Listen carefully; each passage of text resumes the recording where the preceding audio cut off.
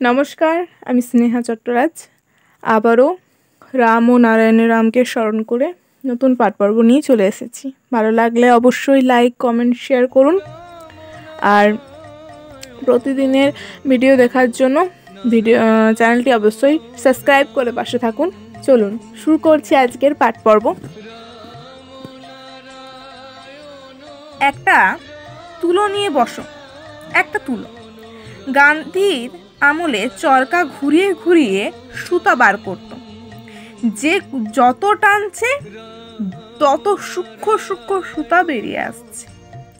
যে যত সূক্ষ্ম করে টানবে তার তত মূল্য বাড়বে। এখন আমাদের কি করতে হবে? সূক্ষ্ম সুতা টানতে হবে। হাতি আর মাকড়সায় খুব ঝগড়া বেঁধেছে। হাতি বলছে আমি সাংঘাতিক কিছু করতে পারি। মাকড়সা বলছে আমি ছোট ঠিকই, কিন্তু আমার পিছনটা দেখেছো? এইটুকুর খেলা যদি দেখায় যদি তুমি, তাহলে অবাক হয়ে যাবে। হাতি বলো কি? তখন মাকড়সা তাকে দেখাতে শুরু করলো। মাকড়সা কেবল সুতো টানছে, সুতা ছাড়তে ছাড়তে চলছে। এইভাবে 25,000 মাইল চলেছে। হাতি ঢলতে ঢলতে আর পারছে না, চিত হয়ে পড়ে গেছে। এদিকে মাকড়সা তিন প্যাঁচ দিয়ে ফেলে দিয়েছে তার পুরো পেছনটাকে। একেবারে কি বানিয়ে দিয়েছে জানো? পইতে বানিয়ে দিয়েছে।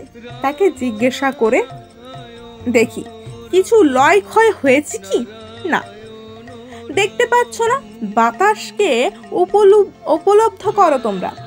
দেখতে পাচ্ছ না সেও আবার ফাঁকার সাথে ফাঁকা হয়ে মিশে আছে, লীন হয়ে আছে। জলের বেলায়ও ঠিক তাই। ঢেউ চলেছে বিরাট সাগরে, আবার আকাশের সঙ্গে বাতাসের সঙ্গে মিশে আছে। মিশে থেকেও বলছে আমি আছি।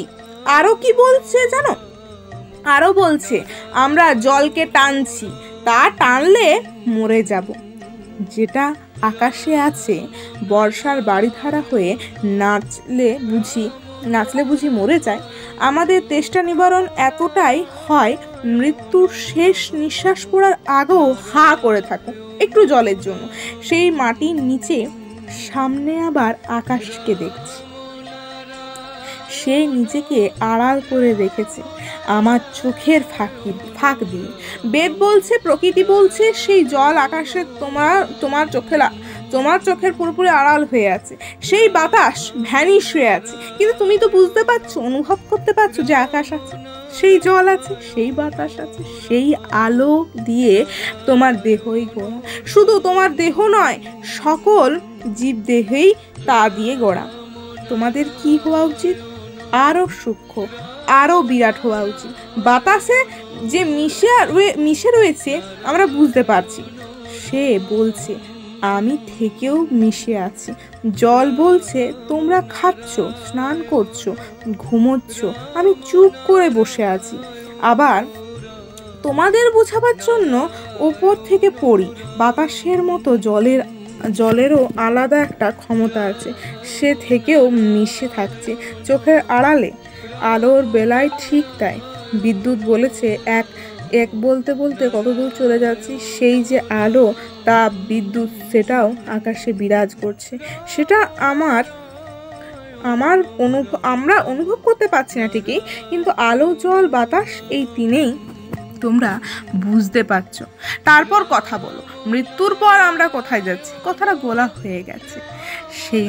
সেইটাই যদি খুঁজে পাওয়া না যায়, তাহলে আমাদের চলার পথে অনেক কঠিন হয়ে যাবে। আর যদি পেয়ে যাও যে মৃত্যুর কারণ, মৃত্যু কেন হচ্ছে আর মৃত্যুর পর আমরা কোথায় যাচ্ছি, তাহলে জীবন তো অতি সূক্ষ্ম হবে তোমাদের বুঝিয়ে দিয়ে যাচ্ছে। এতে অনুমান সেই, কল্পনা নেই, কোনো কিচ্ছু নেই। জীবনে শুধু অনুমানের ভিত্তিতেই সব কিছু হয়ে যাচ্ছে। জীবনে চলার পথে আমাদের কি পাথেয় দরকার, সেটা আগে জানা দরকার।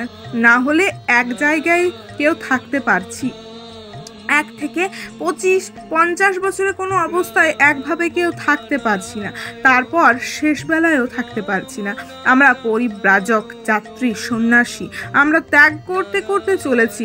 স্ত্রী, বাড়ি, ঘটি, বাটি ত্যাগ, আর এমন কি আছে যে আমরা ত্যাগ করতে পারি না? এই যে রোজ খাচ্ছি 2 সের দুধ, 1 পোয়া ঘি, ছানা, মাখন, চাল, ডাল, আরও কত কি।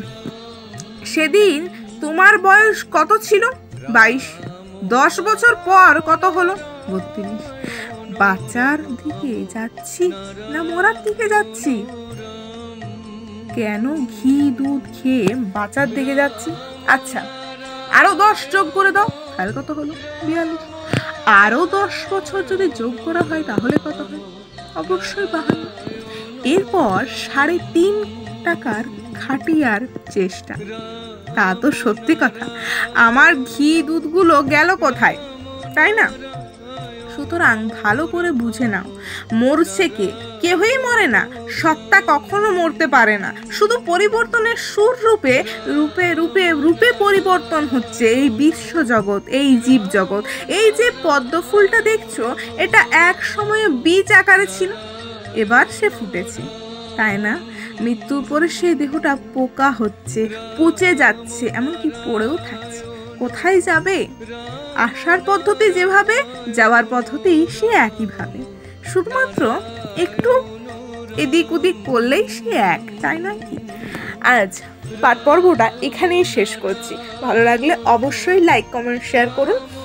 চলুন রাম ও নারায়ণের রামকে স্মরণ করি, আর এখানেই পাঠ পর্বটা শেষ করছি। আগামীকাল আবারও নতুন পাঠ পর্ব আনবো। নমস্কার।